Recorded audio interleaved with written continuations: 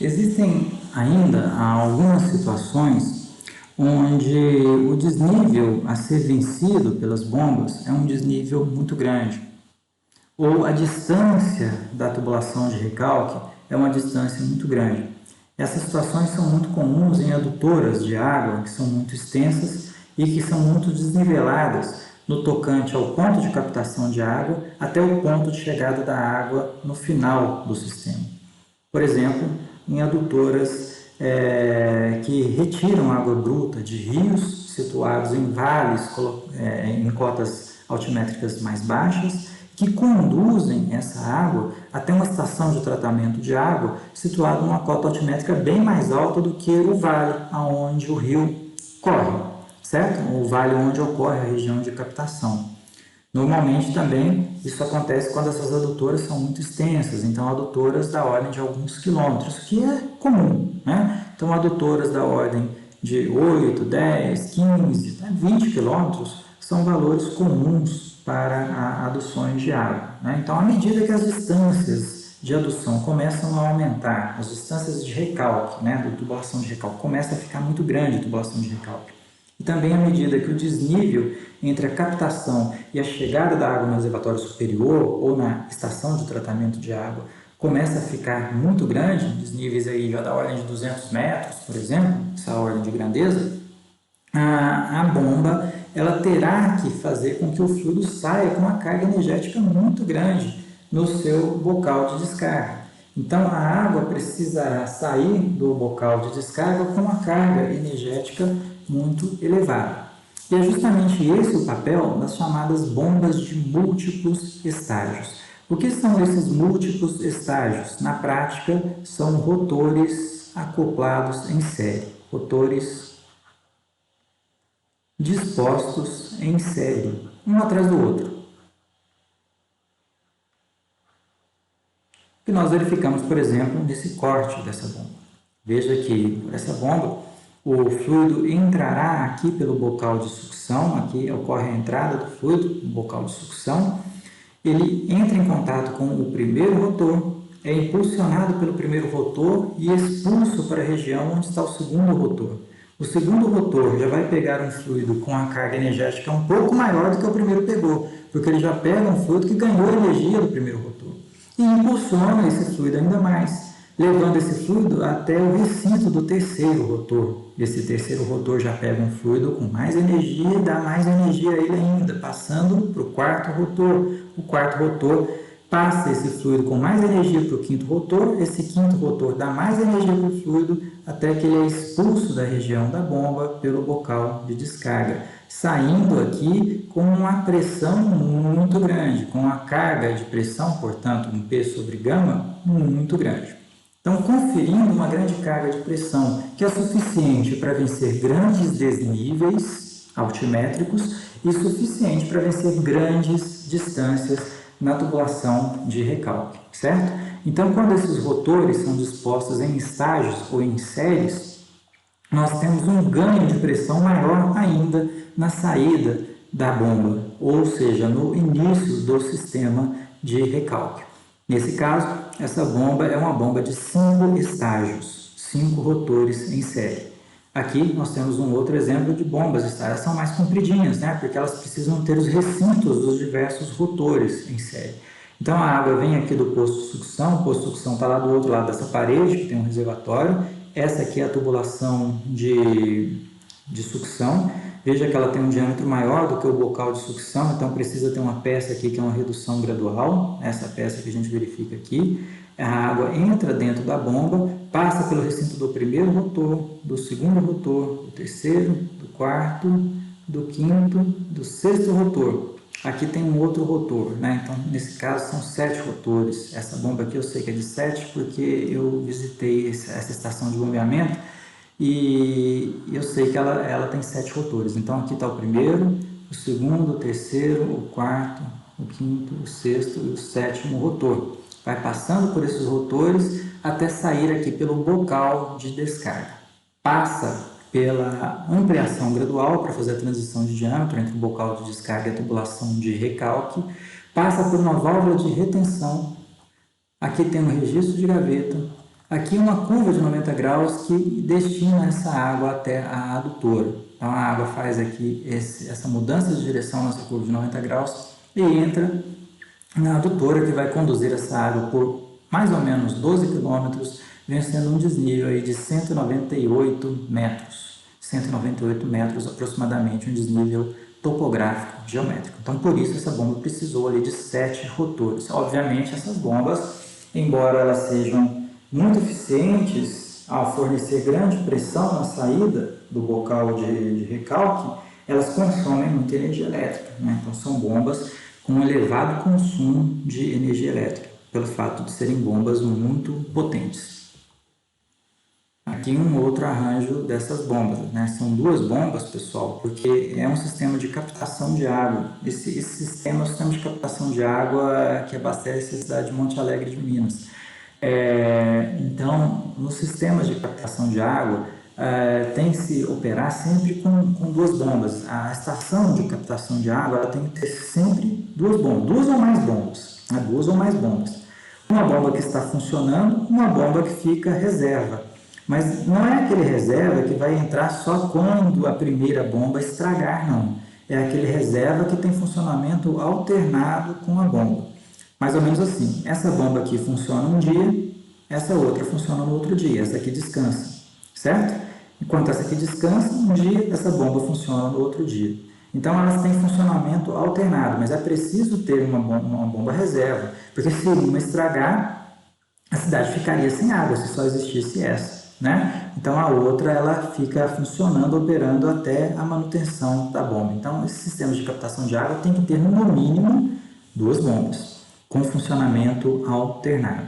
Se deixar uma bomba funcionando e a outra parada por um período de tempo muito longo, essa bomba que está parada vai estragar por desuso, certo? Então elas precisam funcionar alternadamente. Uma funciona um dia, a outra funciona outro dia. Ou uma funciona 12 horas, a outra funciona 12 horas e assim por diante. Então veja que são bombas de vários estágios. Cada região dessa é uma casa de um rotor, né? Então nós temos os recintos dos rotores, os locais onde os rotores são dispostos em série. As bombas submersas para a captação de águas subterrâneas, que nós já chegamos a comentar nos slides anteriores, elas também passam pela necessidade, na maioria das vezes, de se ter muitos estágios, de se ter múltiplos estágios. As bombas submersas, elas precisam entrar dentro dos poços. Os poços têm diâmetros aqui pequenos, então o diâmetro do poço é um diâmetro de 200, no máximo 300 milímetros, são diâmetros usuais. 20 e 30 centímetros, pessoal, é o diâmetro interno do poço. Dentro do poço tem que passar uma tubulação edutora ainda. E dentro desse poço ainda tem que estar acoplada ali a bomba na extremidade inferior da tubulação edutora. Então a bomba submersa é uma bomba afilada, ela parece uma caneta, parece uma lapiseira, mais ou menos. Ela tem que estar dentro de um poço que tem 200, 300 milímetros de diâmetro, 20, 30 centímetros de diâmetro, certo? Então ela é uma bomba estreita, afilada, e ela precisa conduzir o fluido do subsolo até pelo menos ele chegar próximo à superfície, até um reservatório. Normalmente é próximo da superfície, certo? Aqui a gente tem um esquema de um poço na cidade de Romaria, por exemplo. Então aqui é o bombeamento de água do subsolo, a água passa pelo tubo edutor e é conduzida até esse reservatório. Nesse caso, chegando na parte superior do reservatório, na forma de jato livre, tá? Então nós temos ali o reservatório, esse reservatório cilíndrico aí, e a água chega na parte superior desse reservatório na forma de jato livre, ou seja, além de vencer lá os 100 metros ou mais de desnível no próprio subsolo, a água ainda tem que subir até a parte de cima desse reservatório e descarregar por cima do reservatório. Ainda tem esse desnível a ser vencido lá de fora do subsolo, né? Acima da superfície do terreno, certo? Então veja que só por trazer essa água a grandes profundidades, de grandes profundidades, essa bomba ela precisa conferir muita pressão na saída. As bombas submersas para águas subterrâneas têm que conferir aqui na saída dela uma carga de pressão muito alta para poder fazer essa elevação do fluido até ele subir dentro do subsolo e passar para o reservatório acima do nível do terreno. Então essas bombas submersas de água subterrânea normalmente precisam ter vários estágios para conferir grande pressão na saída de água. O arranjo mais adequado, um bombeamento de água subterrânea, é bombear essa água e conduzir até um reservatório próximo, conforme a gente vê nesse esquema aqui. Mas alguns sistemas de abastecimento de água utilizam uma bomba que retira a água do subsolo, a água é retirada do subsolo e já injetada na rede, conforme a gente verifica nesse esquema de baixo, nessa figura de baixo. Então a água é retirada do subsolo e já injetada na rede. Não é um arranjo muito bom, porque a rede tem flutuações de pressão muito grandes ao longo do dia, são flutuações horárias de pressão. E essas flutuações horárias de pressão ocorrem em função da demanda de água na rede. Existem períodos do dia onde a gente consome mais água, na hora do almoço, na hora de tomar banho à noite, a gente consome mais água do que de madrugada, onde esse consumo de água, por exemplo, é baixo. Então, há grandes flutuações, variações de pressão horárias ao longo do intervalo de 24 horas. E essa bomba funcionando, com a pressão variando a todo momento aqui dentro da rede, vai funcionar com eficiência baixa. A bomba ela precisa funcionar com eficiência mais ou menos fixa, próxima do ponto de menor consumo de energia. A gente consegue fazer isso quando a gente lança a água para o reservatório com a saída fixa da água. Agora, quando a gente lança a água direto na rede, injeta a água direto na rede, a rede tem flutuações de pressão e faz com que essa bomba funcione muito longe da sua eficiência ótima, funcionando às vezes com eficiência baixa. Ela consegue mandar água para a rede, mas com eficiência baixa. O que é eficiência baixa? Para mandar ou para enviar aquela vazão para a rede, ela consegue, mas às custas de um consumo muito alto de energia elétrica, certo? Então, esse esquema onde a água é bombeada direto na rede acaba conduzindo a um consumo maior de energia elétrica, fazendo a bomba funcionar muito distante do seu rendimento ótimo, e isso acaba também reduzindo a vida útil da própria bomba. Então, é sempre desejável, ao se bombear água subterrânea, que essa água seja conduzida a um ponto fixo, normalmente um reservatório situado próximo do poço de bombeamento. Tudo bem, pessoal? Aqui a gente vê esquemas, então, das bombas submersas. Como eu falei para vocês, parece uma lapiseira, uma caneta, né? Bombas afiladas. Aqui uma bomba de 3 estágios, conforme a gente pode ver, 3 rotores em série. Ó, essa bomba aqui tem 3 estágios. Nesse corte interno, nós verificamos, a água ela entra aqui para essa região ranhurada. Não, na realidade são gradinhas, são telas, mas telas de aço inoxidável mais fortes. Então a água ela vai entrar por essas telas, pelas aberturas deixadas pelas telas, e essa tela ela funciona como um crivo, conforme a gente pode ver, né? Então ela funciona como um crivo, que é por onde a água entra dentro da bomba. Veja que não há tubulação de sucção, a água entra direto dentro da bomba pelo crivo, passa pelo primeiro rotor, é impulsionado pelo primeiro rotor, chega no segundo rotor, é impulsionado pelo segundo rotor, sai da bomba aqui nesse arranjo aqui pela tubulação, pelo bocal de recalque, pelo bocal de descarga. Certo? Então, nesse arranjo, ela sai aqui com ângulo de 90 graus. Mas é muito comum que essas bombas que retiram águas a grandes profundidades tenham mais estágios. Essa bomba aqui ó, tem 1, 2, 3, 4 estágios. Já é uma bomba de 4 estágios. Essa bomba aqui, ela tem 1, 2, 3, 4, 5 estágios. Essa bomba já tem mais. 1, 2, 3, 4, 5, 6, 7, 8 estágios. Certo? Então, são bombas que quanto mais estágios elas tiverem, provavelmente é que elas vão ser utilizadas em águas subterrâneas mais profundas. A água subterrânea está a uma cota altimétrica muito mais baixa do que a superfície do terreno. Então, quanto mais profunda for a água subterrânea, tiver a ocorrência da água subterrânea, mais estágios normalmente as bombas carecem. Consequentemente, mais energia elétrica ela vai consumir, por ser uma bomba que precisa ser mais potente, certo? Então, a água ela entra nesse arranjo aqui pela tomada de água, nessa região de tela, e sai aqui por cima, no bocal de recalque. A mesma coisa aqui, ó, ela entra aqui na tela e sai aqui por cima no bocal de recalque. Entra aqui por cima, nessa região de tela, sai aqui pelo bocal de recalque, aqui também, mesma coisa, conforme a gente pode ver. Essa bomba ela já tem um estágio só, é uma bomba com um rotor só. A gente não vê aqui essas divisões que mostram os diferentes estágios das outras bombas. É perceptível por fora, como a gente vê aqui nesses esquemas. Nessa a gente não verifica essa grande diferença entre os estágios. Então pode ser uma bomba subterrânea submersa de um estágio, mas nesses casos o nível de água subterrânea tem que estar bem perto do nível do terreno. A água subterrânea não pode ser uma água subterrânea muito profunda. Nós também temos bombas submersas que são utilizadas em estações elevatórias de esgoto, estações de bombeamento de esgoto.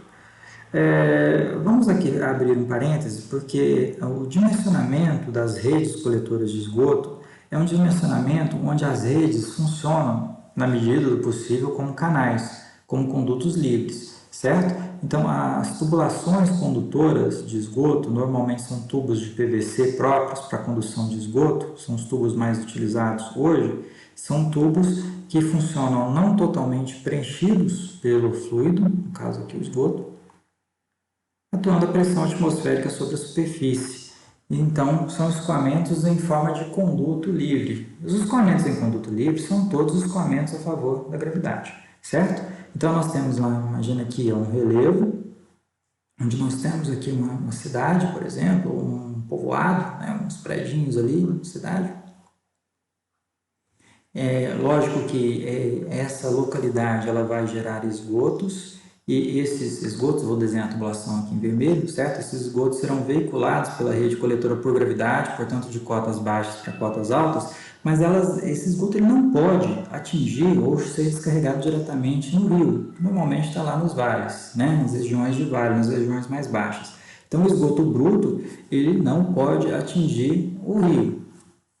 Ele precisa ser transportado até uma estação de tratamento de esgoto, tratado para depois sim ser lançado no corpo receptor, no rio. Então o esgoto ele é conduzido até uma ET.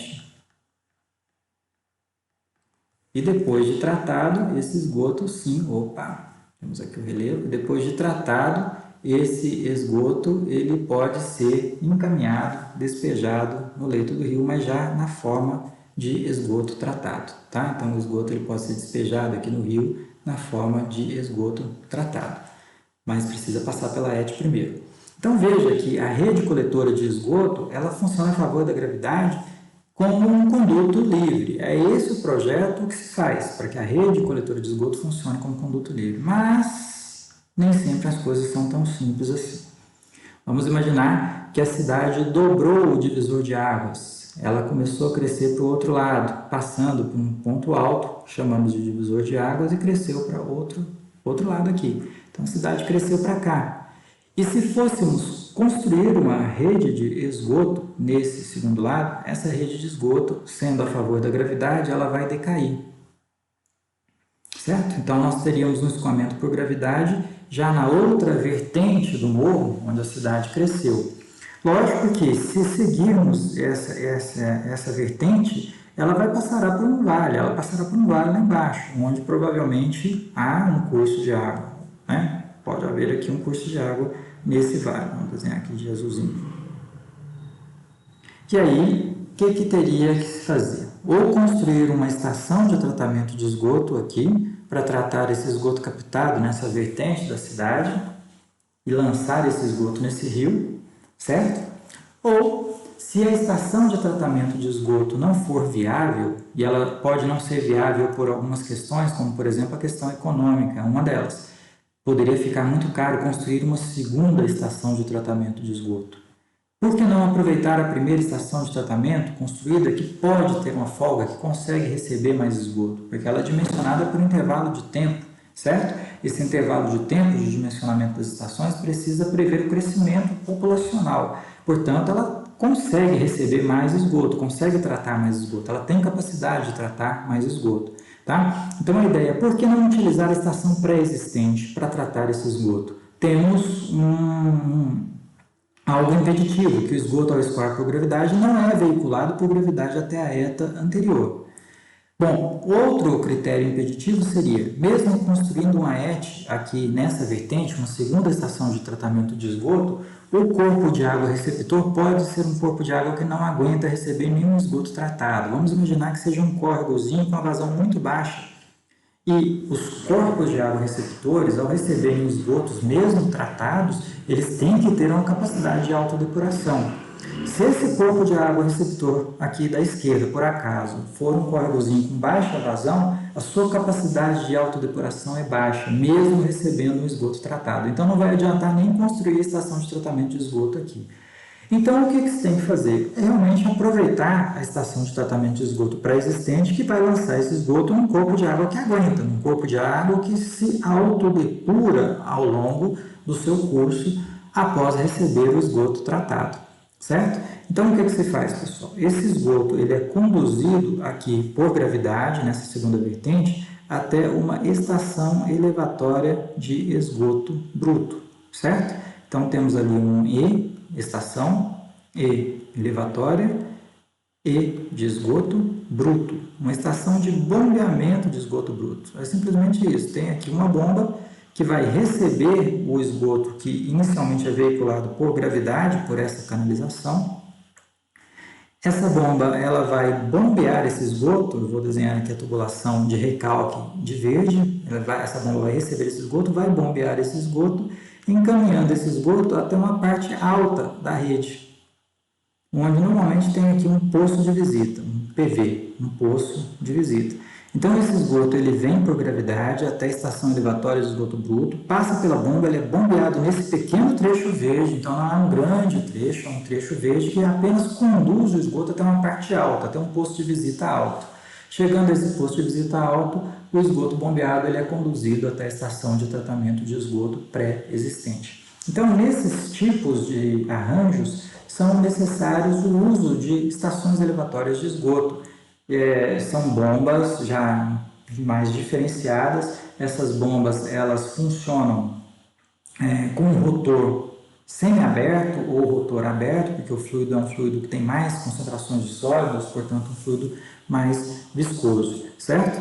Normalmente também submersas. Essas bombas aqui que nós mostramos nesse arranjo são bombas submersas. Veja que o esgoto ele vai entrar pela região do crivo, então não há tubo de sucção, ele entra diretamente na bomba pela região do crivo, é impulsionado pelo rotor da bomba e é ejetado aqui pela tubulação de recalque. A tubulação de recalque já começa aqui, ó. Aqui já começa a ejeção do esgoto bombeado. Ele é conduzido até a parte alta da rede coletora, onde se tem um poço de visita, certo? Nesse arranjo aqui, nesse esquema, o esgoto entra por baixo. Então, o esgoto vai entrar por baixo, o crivo está na parte de baixo dessa bomba e sai aqui pelo tubo redutor. Aqui é a mesma coisa, o crivo vai estar do lado de baixo, o rotor está aqui, nessa posição, e o fluido sai lá pelo tubo redutor. Aqui, o crivo já está na porção baixa, ele entra e sai aqui pelo tubo redutor após passar pelos rotores. Então, esse é um esquema de bomba muito utilizado em elevatórias de esgoto. Os rotores já são semi-abertos e abertos pelo fluido ter uma viscosidade maior. Certo, pessoal? Na aula que vem nós vamos discutir sobre outros tipos de bomba e vamos aprender a calcular a potência requerida desses sistemas de bombeamento.